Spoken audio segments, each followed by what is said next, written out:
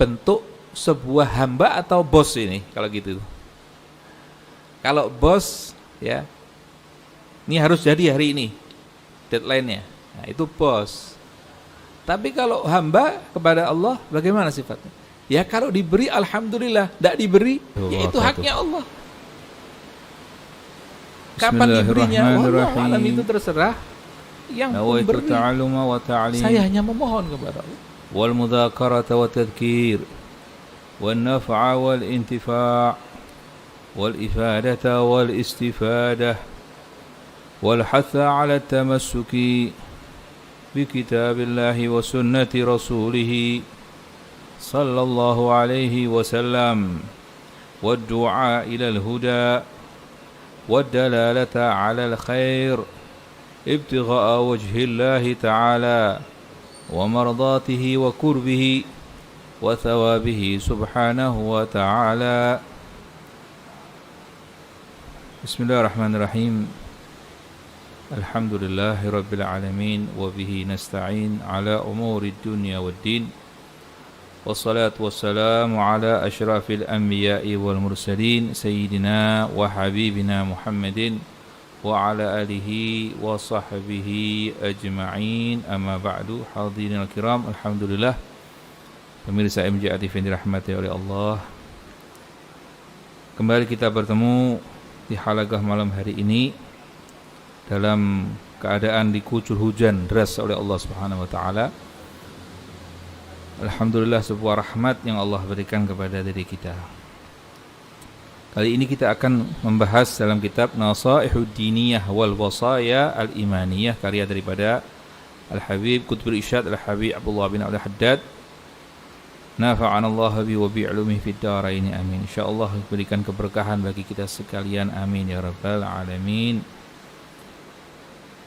Kita masuk dalam bab Fadhailus Shalah ya, Fadhailus Shalah atau bab mengenai salat ini, yang ada kaitannya sebetulnya di bulan Rajab kemarin ya, kita sudah lewati.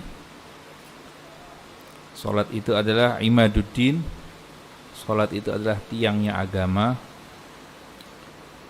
dan kita diperintahkan oleh Allah Subhanahu wa taala untuk menjaga salat. Hafidhu ala salawat ya, jagalah salat-salatmu.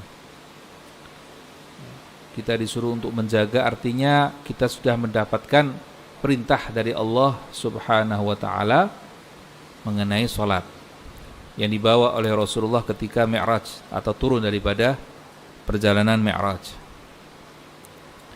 Dan salat itu sendiri adalah sebuah aplikasi mengenai perjalanan Mi'raj itu sendiri. Ya. Perjalanan yang alami oleh Rasulullah SAW yang sebelumnya dialami oleh Rasulullah dengan beberapa peristiwa ya. Di antaranya adalah peristiwa embargo ekonomi Rasulullah yang dialami oleh Rasulullah ya. Rasulullah diembargo, diisolasi istilahnya. Sekarang orang kena Covid diisolasi ya, ruang isolasi. Rasulullah itu diisolasi secara sosial, secara ekonomi, dijauhi oleh orang-orang Quraisy, sehingga tidak bisa berinteraksi secara sempurna, baik itu sosial maupun ekonomi. Jual beli di pasar pun tidak dilayani oleh Rasulullah, sehingga ya sangat memprihatinkan kehidupan Rasulullah. Makannya pun terbatas Rasulullah itu. Terbatas Rasulullah. Tidak bisa dia membeli sesuatu makanan yang enak misalnya. Kalau kita ini bisa ke supermarket ya, cari makanan yang kita sukai. Ketika itu kita tidak dilayani itu. Bagaimana rasanya kita bagaimana ketika itu? Ya, sangat-sangat terpukul mental kita ya. Itu kalau bukan Rasulullah ya, manusia biasa sudah gila itu ya, gila dia. Seolah-olah dirinya tidak dianggap untuk ada, bahkan dijauhi. Kemudian setelah itu terjadi juga peristiwa meninggalnya istri Rasulullah SAW, Sayyidatuna Khadijah. Beliau adalah satu-satunya orang yang sangat dekat kepada Rasulullah, sehingga beliau dikenal sebagai saudagar kaya. Semua apa yang dibutuhkan oleh Rasulullah dipenuhi oleh istrinya ini, yang salihah tadi ini. Dakwahnya Rasulullah dipenuhi sama istri salihah tadi ini, karena dia kaya, punya harta dia. Jadi terkadang dakwah itu butuh yang namanya harta. Artinya kita juga harus, tidak boleh kita meninggalkan dunia ini secara seluruhnya, tidak bisa. Kita hidup di dunia. Tapi subhanallah, ini satu pelajaran juga bagi kita. Meninggal itu Sayyidatuna Khadijah, sedih luar biasa Rasulullah. Tidak sampai di situ juga, Rasulullah, pamannya yang menjaga kewibawaan Rasulullah, menjaga secara berdakwah Rasulullah itu tidak bisa disakiti oleh orang Quraisy berkat adanya Abu Thalib, paman Rasulullah. Tidak ada yang berani menyakiti Rasulullah, tidak ada yang berani. Sehingga ketika meninggalnya Rasulullah itu, Rasulullah sampai ditaruh kotoran di tubuhnya Rasulullah itu. Ketika Rasulullah itu sholat itu ditaruh tubuhnya dengan kotoran. Sebelumnya tidak ada yang berani itu melakukan itu. Itu satu ujian yang berat dihadapi oleh Rasulullah SAW, sehingga dikenal dengan Amul Huzni, tahun kesedihan bagi Rasulullah SAW. Bahkan masih banyak lagi cerita-cerita yang lainnya. Ketika di Taif itu dilempari Rasulullah, dihina.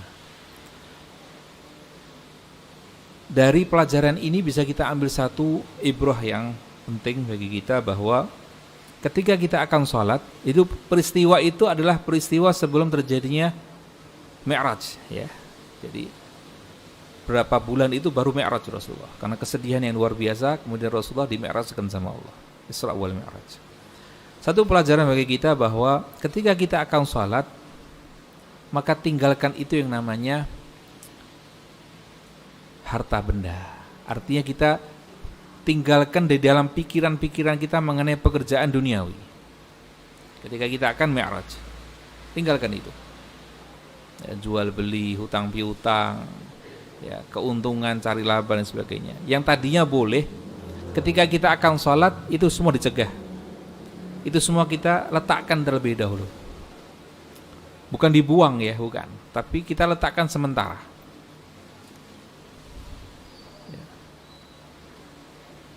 Kemudian mengenai seorang istri, itu adalah sebuah gambaran kasih sayang yang berhubungan semuanya dengan nafsu. Dan itu lumrah bagi manusia yang namanya nafsu. Ketika sholat, kita kendalikan itu nafsu. Kita letakkan dulu itu nafsu. Bukan kita hilangkan.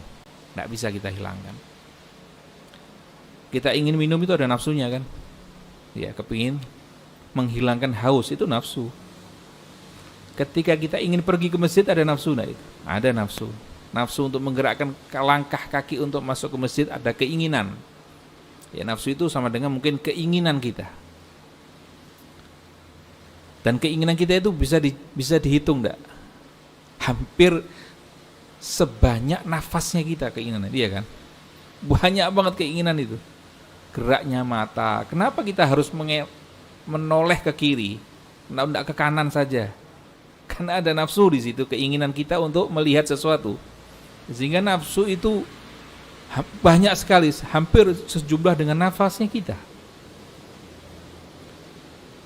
Tapi ada nafsu-nafsu yang buruk, yang bisa menjerumuskan kita di situ.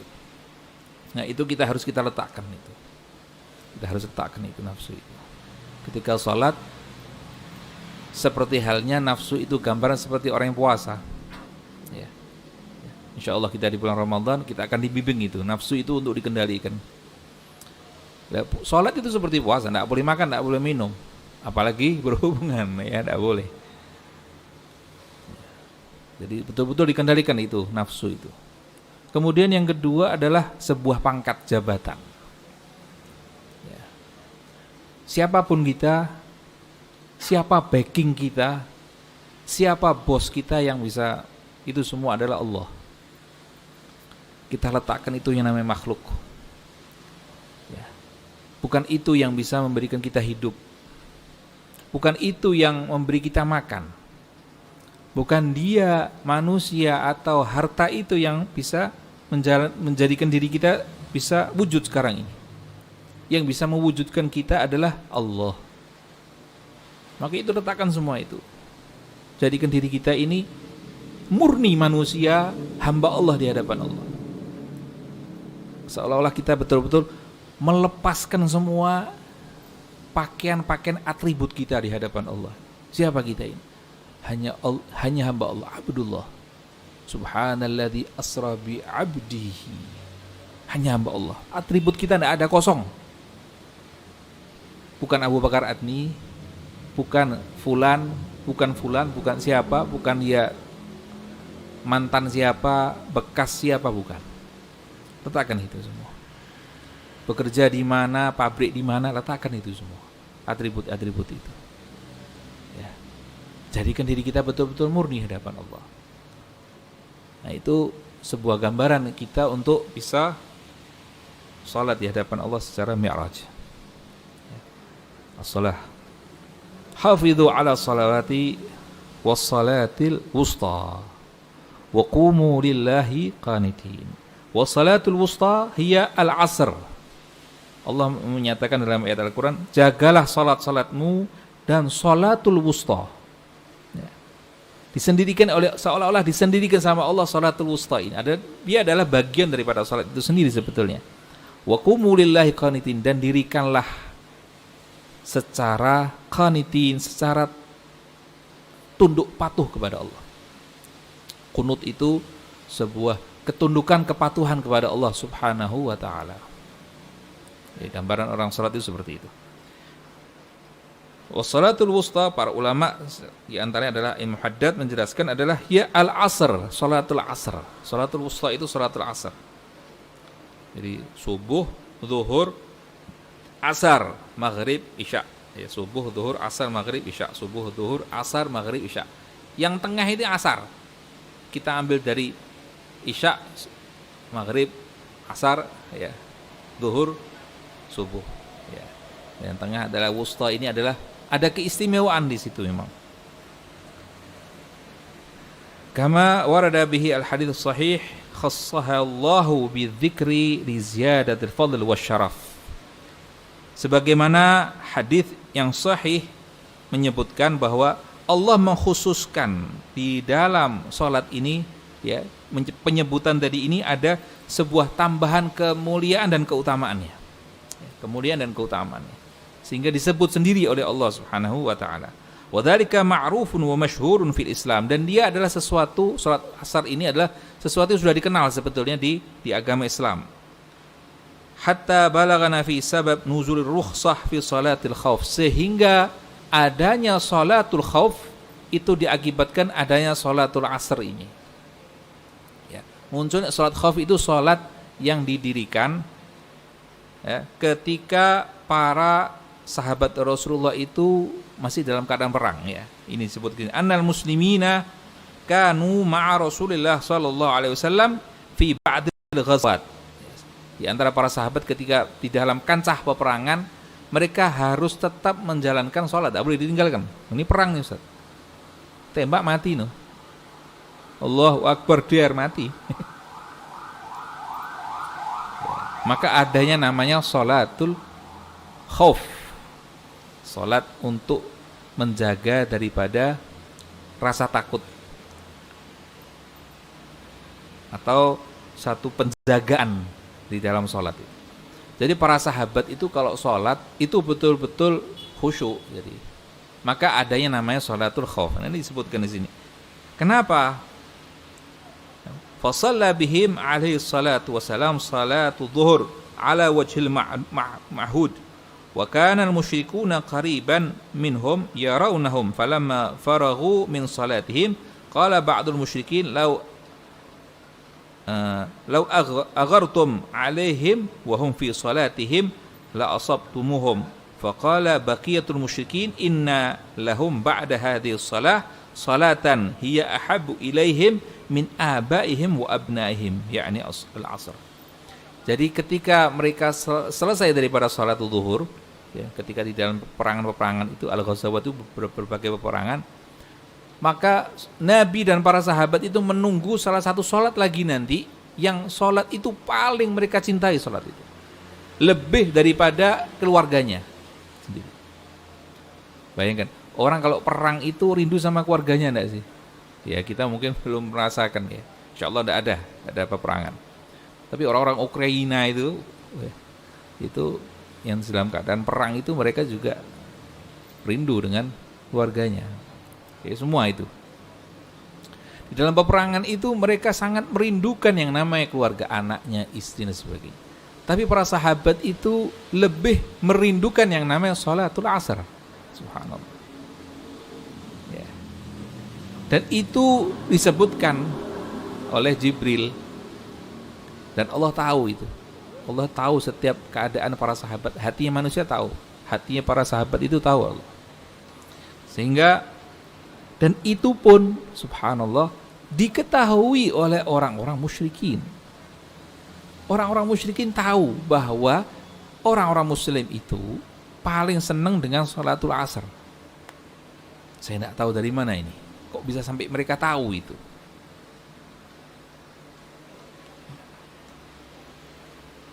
Ya. Sehingga katanya para orang-orang musyrikin, kalau kita ingin mengalahkan orang-orang muslim, maka seranglah ketika mereka sholat asar. Nah, dari sinilah Jibril turun kepada Nabi Muhammad untuk menjalankan yang namanya sholatul khauf. Ya. Fanazala Jibril alaihissalam ala Rasulillah sallallahu alaihi wasallam bi sholatil khauf. Fanzur kaifa shara fadlu hadhihi shalah. A'ni al-asr ma'luman hatta lil musyrikin. Kata Imam Haddad, coba kau perhatikan di sini. Bagaimana keutamaannya salat asar ini, sehingga salat asar ini keutamaan sampai didengar oleh orang-orang musyrikin. Didengar oleh orang musyrikin. Jadi para sahabat itu kalau salat, khususnya salat asar ini, mereka betul-betul menikmati salat itu. Kalau kita itu seperti makan buko itu. Kita bisa bayangkan ya, kalau buko itu khusyuknya ada umum itu. Dijak ngomong enggak direken konton.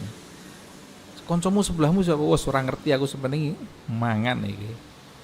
Menune yo pas. Luwene ora umum. Lali kabeh. Seperti itulah. Atau kita ketemu sama orang yang sangat kita rindukan. Hampir-hampir kita lupa itu dengan siapa itu sekeliling kita. Sampai meneteskan air mata ya. Orang kalau sudah bahagia, itu puncak kebahagiaan itu bukan ketawa lagi. Subhanallah ya. Apa? Menangis. Pertamanya ketawa, ya. Tapi kalau sudah puncak kebahagiaan, ketawa itu tidak bisa apa istilahnya mengimbangi kebahagiaan manusia. Mengekspresikan kebahagiaan itu ketawa sudah tidak bisa lagi. Apa yang bisa? Nangis manusia akhirnya. Ya. Jadi terkadang menangis itu sebuah gambaran kebahagiaan. Jadi ada sebuah hadis yang mengatakan banyaklah menangis kata Rasulullah ya daripada ketawa. Artinya di situ bisa jadi Rasulullah itu menangis itu bukan menangis karena kesedihan dengan kehidupan dunia. Dan bukan dengan arti terlalu bahagia, bukan. Tapi kebahagiaan secara spiritual Rasulullah itu merasakan. Ini rasa syukur, afala akunu abdan syakur. Jadi puncak rasa syukurnya Rasulullah itu adalah dengan diibaratkan seperti banyak menangis. Ya. Jadi Islam itu bukan sejatinya dalam arti juga kita tidak boleh terbuai dengan kebahagiaan atau kesenangan-kesenangan dunia, kita disuruh banyak menangis, artinya selain daripada itu, puncak daripada kebahagiaan itu adalah bentuknya adalah dengan menangis sebetulnya.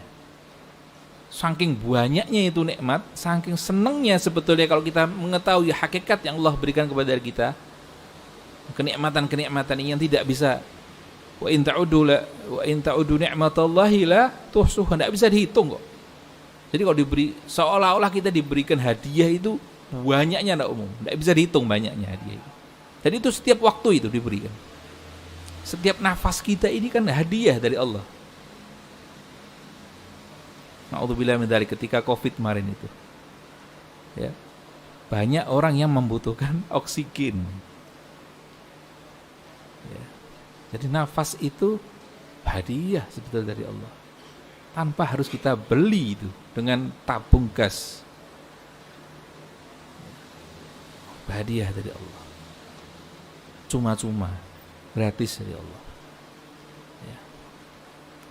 Hujan ini, tetesan air ini,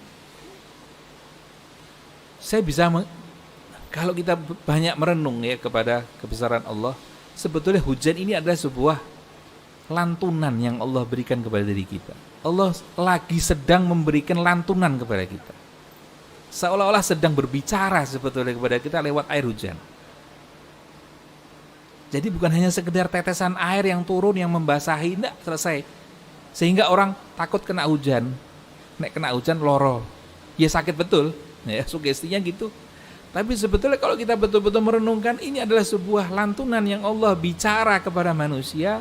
Wahai manusia, saya turunkan hujan, satu tetes ini bisa menumbuhkan tanaman. Tanaman tadi ini akan tumbuh, dia akan dimakan oleh hewan, dan hewan itu akan kau konsumsi lagi. Tanpa kita sadari, ikhwan. Bahkan kita pun butuh yang nama tanaman itu, sayur mayur dan sebagainya. Tanaman tadi akan menghasilkan minyak yang sekarang kita manusia butuh minyak goreng. Tanpa kita sadari, itu sebetulnya Allah lagi sedang melantunkan satu ayat-ayat kauniyahnya Allah kepada diri kita lewat air hujan. Jadi bukan hanya sekedar suara yang berada di genteng dan sebagainya. Jadi kita harus pandai, ikhwani, pandai betul kepada ayat-ayat Allah. Ayat Allah itu setiap waktu berjalan kepada diri kita. Setiap waktu berbicara Allah itu kepada diri kita. Kalau dalam ayat Al-Quran itu sebetulnya kita diajak bicara sama Allah. Ya ayuhan nas, ya ayyuhalladzina amanu. Allah akan bicara sama kita itu sebetulnya. Ayat kauniyahnya seperti ini. Ya, banyak peristiwa-peristiwa apapun itu. Jadi lantunan tadi itu bukan lewat bahasa yang kita kenal kadang-kadang, tapi bahasa alam ini Allah bicara sebetulnya kepada diri kita. Kadang-kadang kita terjatuh, kadang-kadang kita tersiram air, kadang-kadang kita mendapatkan macam-macam peristiwa akan kita dapatkan. Itu sebetulnya sebuah lantunan yang Allah bicara kepada diri kita.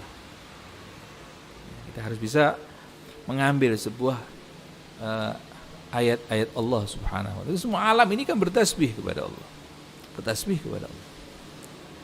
Tidak ada satupun yang tidak bertasbih kepada Allah.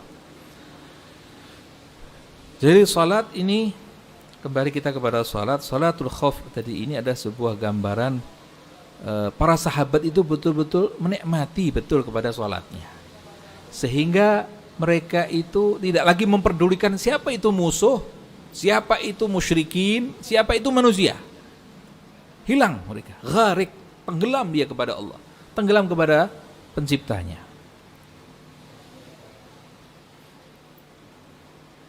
Kalau kita kan, ya kita bandingkan kepada diri kita lah.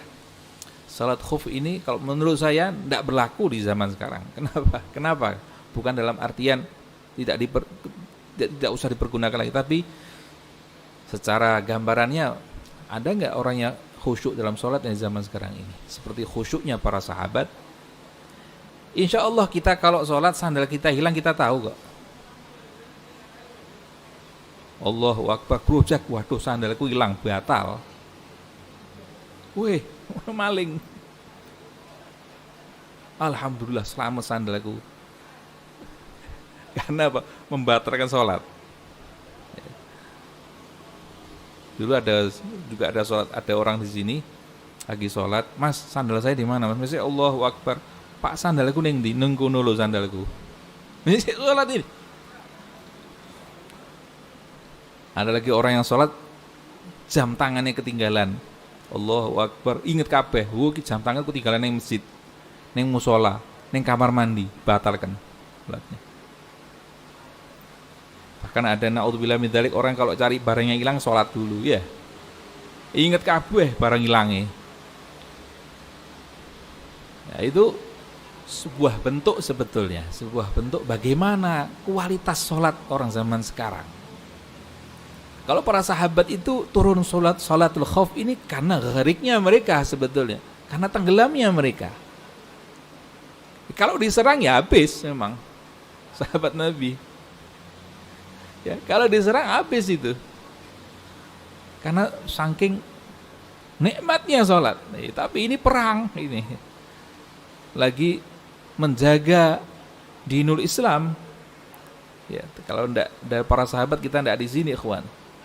Kalau ada perjuangan para sahabat, kita enggak ada di masjid ini sudah. Ya, alhamdulillah Allah masih menurunkan sholatul khauf tadi ini sehingga para sahabat itu bisa menjaga daripada kualitas Islam ini sehingga kita bisa merasakan sholat dengan nikmat tanpa ada sholatul khauf kita, tanpa ada sholatul khauf gitu. Insyaallah Islam Indonesia ini damai semuanya. Ya. Adapun konflik-konflik sedikit ya tidak apa-apa, itu memang seperti itulah Islam. Ikhtilaful ummati rahmah. Kadang-kadang ada perbedaan pendapat itu biasa lah. Namanya perbedaan pendapat itu biasa. Ya. Karena luasnya ini Islam ini sehingga ada yang berpendapat seperti ini, ada yang berpendapat seperti ini dan sebagainya. Tapi yang penting kita jangan sampai mencelakai satu muslim dengan muslim yang lainnya. Qala Allah Ta'ala munibina ilahi wattaquhu wa aqimus salata wa la takunu minal musyrikin. Fal inabah hiya ar-ruju' ila Allah. Munibina ilaihi, sifat orang-orang salat ini ya. Sifat orang-orang salat itu adalah munibina ilaih. Mereka adalah ar-ruju' ilallah, kembali kepada Allah. Bentuk rasa khusyuknya seseorang. Wasta'inu bis-sabri was-salah wa innaha lakabiratun illa 'alal khashi'in alladzina yadhunnuna annahum mulaqu rabbihim wa annahum ilaihi raji'un. Ya, sebuah gambaran di dalam ayat Al-Qur'an itu Allah menggambarkan sedikit mengenai bagaimana sih orang yang khusyuk itu. Nah, wasta'inu bis-sabri wassalah. Wasta'inu itu bentuk mintalah pertolongan kepada Allah di dalam salat. Wasta'inu dengan kesabaran, salat dan kesabaran. Wasta'inu bis-sabri wassalah. Mintalah pertolongan dengan kesabaran dan salat. Wa innaha lakabiratun illa 'alal khashiin. Dan sesungguhnya wa innaha lakabiratun, suatu perkara yang besar, salat itu bisa ditegakkan kecuali bagi orang-orang yang khusyuk, illa 'alal khashiin. Apa itu yang khusyuk? Dijelaskan lagi sama Allah. Alladzina yadhunnuna, mereka adalah orang-orang yang menyangka dirinya, dzan. Bukan yakin loh.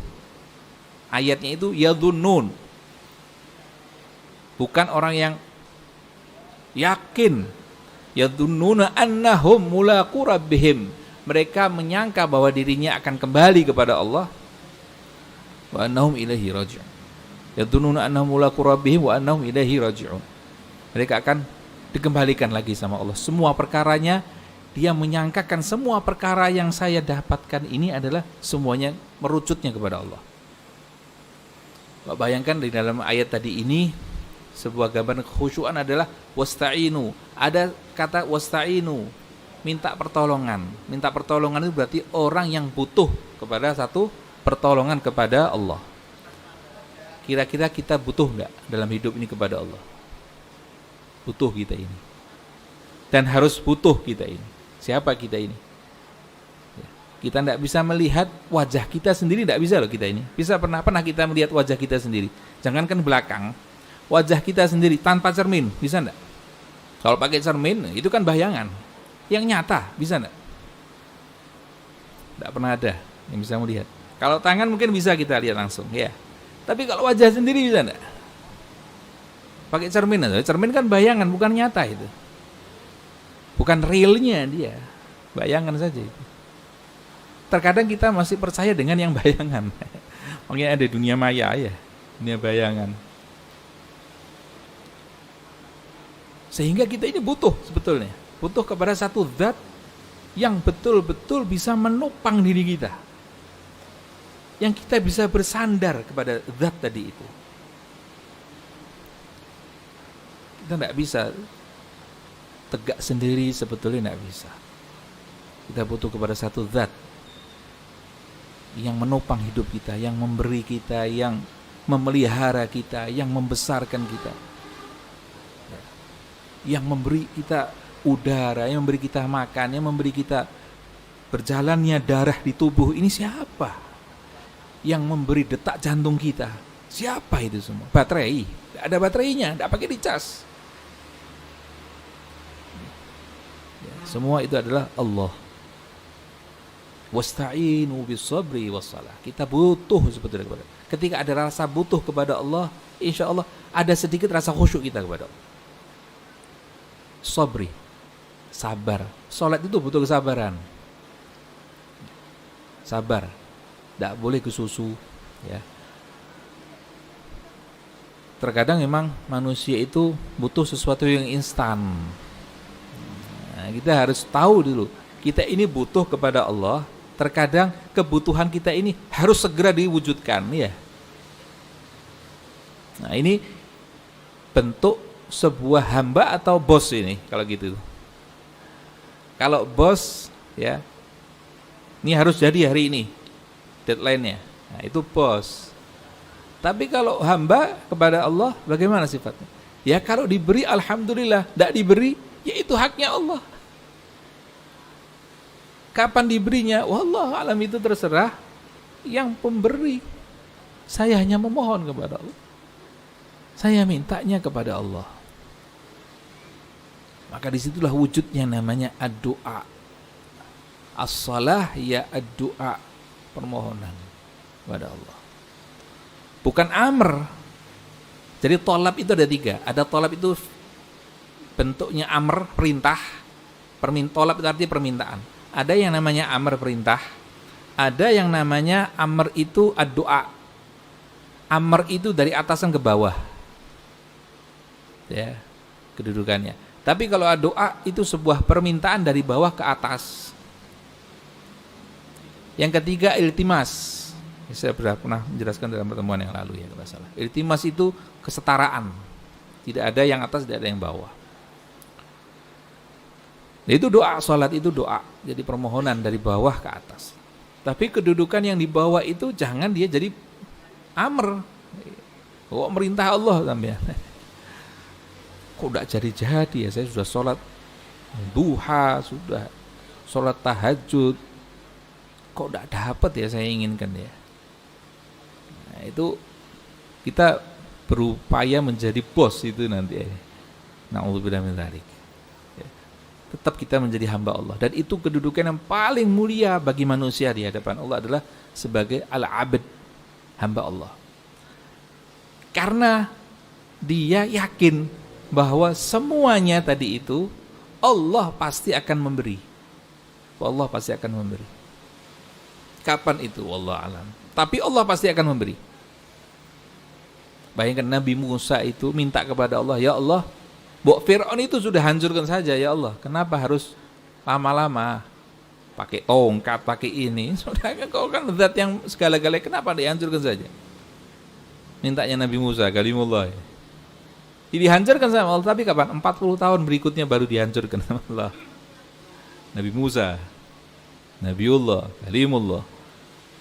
Yang permintaan tidak mungkin ditolak sama Allah. Nah, kita kan sebagai hamba juga seperti itu.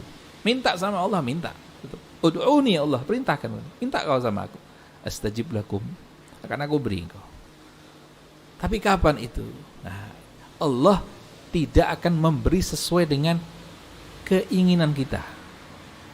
Allah itu memberi sesuai dengan kebutuhannya kita.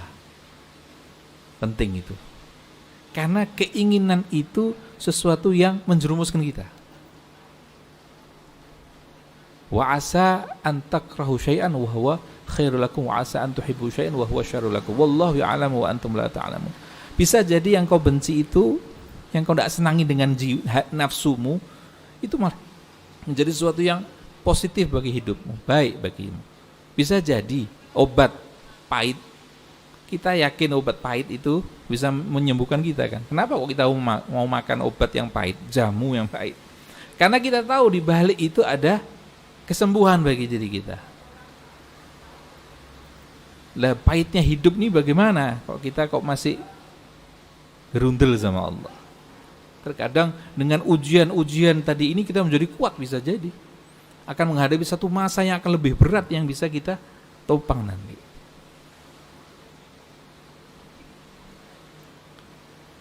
Bahkan dikatakan orang mukmin itu terkadang sakaratnya itu agak diberatkan sama Allah.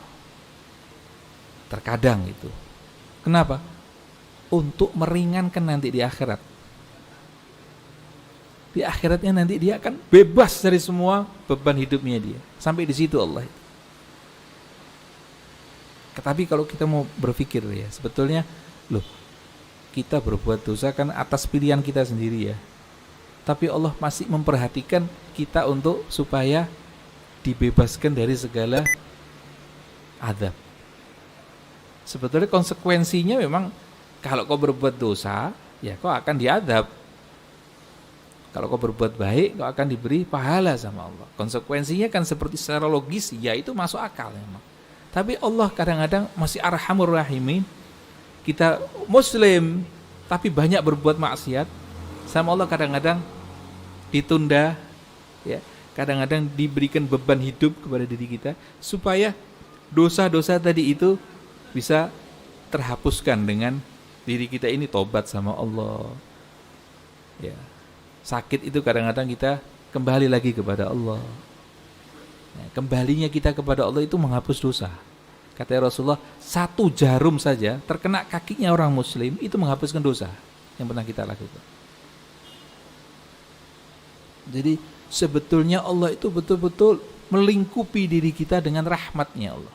Rahmati sabagat ghadabi. Semua sebetulnya apapun yang kita rasakan, baik itu yang nikmat maupun yang tidak kita rasakan itu kenikmatan, itu sebetulnya rahmatnya Allah Subhanahu wa taala kepada diri kita. Tanpa kita paham dan sadari. Sekali lagi. Sakit gigi, sakit ini, sakit meriang, sakit ini. Rasa takut dan lain sebagainya. Itu akan merontokkan rasa dosa-dosa yang pernah kita lakukan. Tanpa kita sadari itu dosa kita lakukan. Itu kalau dihisab sama Allah, ya habis-habisan kita di neraka. Katanya Nabi Isa, antara jari saya dengan jari tengah ini akan dihisab sama Allah dan saya akan salah. Pasti ada dzunub yang pernah saya lakukan. Saking apa itu? Saking banyaknya perbuatan yang kita lakukan, kesalahan itu. Tapi Allah Arhamur Rahimin terkadang ya dibersihkan itu dengan itu. Dibersihkannya dengan hal-hal yang kita yakrah, benci kadang-kadang itu. Ya, namanya dibersihkan sesuatu yang kotor ya. Tapi setelah itu kita akan mendapatkan satu cerah, bersih dan sebagainya. Entah itu di dunia kelak nanti yaumil qiyamah. Insyaallah kita mendapatkan ampunan dari Allah Subhanahu wa taala, maghfirah dari Allah Subhanahu wa taala, dibersihkan segala kesalahan-kesalahan kita, diberkahi umur kita oleh Allah Subhanahu wa taala, diberkahi segala aktivitas kehidupan kita insyaallah, dan kita akan disampaikan oleh Allah di bulan Ramadan, diberkahi di bulan Sya'ban ini, dan insyaallah semua amal ibadah kita diterima oleh Allah Subhanahu wa taala, dan kita akan disampaikan di bulan Ramadan dalam keadaan kita taat kepada Allah Subhanahu wa taala, menjalankan ibadah secara sempurna oleh Allah Subhanahu wa taala, wa idqan minan nar, insyaallah dibebaskan dari api neraka insyaallah. Amin ya rabbal alamin. Wa sallallahu ala sayyidina Muhammadin wa ala alihi wa sahbihi wasallam, walhamdulillahi rabbil alamin. Allahumma salli wa sallim ala sayyidina Muhammadin miftahi wa birahmatillah عدد ما في علم الله صلاة وسلاما دائمين بدوام ملك الله وعلى آله وصحبه.